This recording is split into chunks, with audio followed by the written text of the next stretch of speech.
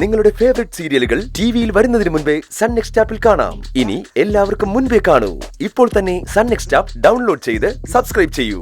ഇരിക്കുവായിരുന്നു അവിടെ മോന്ത, ഒട്ടും പ്രകാശമില്ലായിരുന്നു.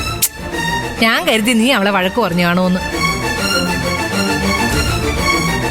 ആ എന്നാലും അത്ര വലിയ സന്തോഷമൊന്നും നമുക്ക് ഇല്ല. ഇങ്ങനെ പോയാലേ അധികകാലം ഒന്നും അവളിവിടെ നിൽക്കുമെന്ന് എനിക്ക് തോന്നുന്നില്ല. ഡിവോഴ്സ് തരില്ല എന്നൊക്കെ പറയുന്നുണ്ടെങ്കിലും സ്വയം ഒഴിഞ്ഞു പോകാനാ സാധ്യത. എന്നാ പിന്നെ അത് എത്രയും പെട്ടെന്ന് ആയിക്കൂടെ? എന്തിനാ വെറുതെ വെച്ച് താമസിപ്പിക്കുന്നത്? എത്ര കാലം താമസിപ്പിക്കും? ഇനി അധിക കാലമൊന്നും അവൾക്ക് പിടിച്ചു നിൽക്കാൻ പറ്റില്ല. അതിനുള്ള വഴിയൊക്കെ ഞാൻ കണ്ടുപിടിച്ചു കഴിഞ്ഞു. എടുത്തിയാടി ഒന്നും ചെയ്യരുത്. നല്ലവണ്ണം ആലോചിച്ചിട്ട് വേണം എന്തെങ്കിലും ചെയ്യാൻ.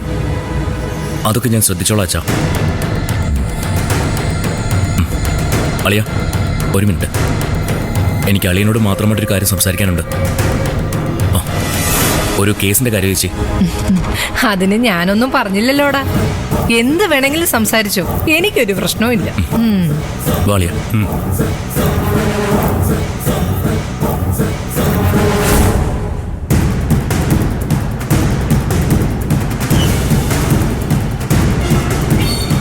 എന്താ ഉജ്ജലിയ?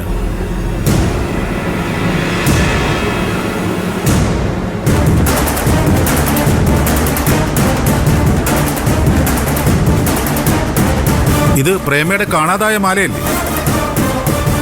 ഇതെങ്ങനെ അളിയന്റെ കയ്യിൽ വന്നു? ഇതിനാണ് ദൈവം ഉണ്ടെന്ന് പറയുന്നത്. ഈ മാല എടുത്തതാണെന്നറിയോ? ചന്ദ്ര. അവള് പണയം വെച്ച ബാങ്കിൽ നിന്ന് അവളെ കൊണ്ട് തന്നെ ഞാൻ തിരിച്ചെടുപ്പിച്ചു. അപ്പോ പ്രേമയുടെ സംശയം ശരിയായിരുന്നു? ആയിരുന്നു. ഇതൊരു ഷോക്കിംഗ് ന്യൂസ് ആണല്ലോ. ചന്ദ്ര ഇത്തരക്കാരിയാണോ? എനിക്ക് വിശ്വസിക്കാനേ പറ്റുന്നില്ല. ചേച്ചി തറപ്പിച്ചു പറയുമ്പോഴും ഞാൻ ഒരിക്കലും വിശ്വസിച്ചിരുന്നില്ല ചന്ദ്ര എങ്ങനെ ചെയ്യുമെന്ന്. കടം കൊണ്ട് നിൽക്കാൻ പറ്റാത്ത അവസ്ഥയാ അവൾക്കിപ്പോ. കാശിനു വേണ്ടി ഇതല്ല, ഇതിനപ്പുറം അവൾ ചെയ്യും. അപ്പോ നമ്മൾ സൂക്ഷിക്കണമല്ലോ അളിയ. അത് പിന്നെ പ്രത്യേകിച്ച് പറയാനുണ്ടോ? അവളെ ഇവിടെ നിർത്തുന്നത് ഒട്ടും പന്തിയല്ല. മാല മോഷ്ടിച്ചവള് ഈ വീടിന് തീയിടില്ല എന്ന് എങ്ങനെ പറയാൻ പറ്റും? നമ്മൾ എന്ത് പ്രതീക്ഷിക്കണം?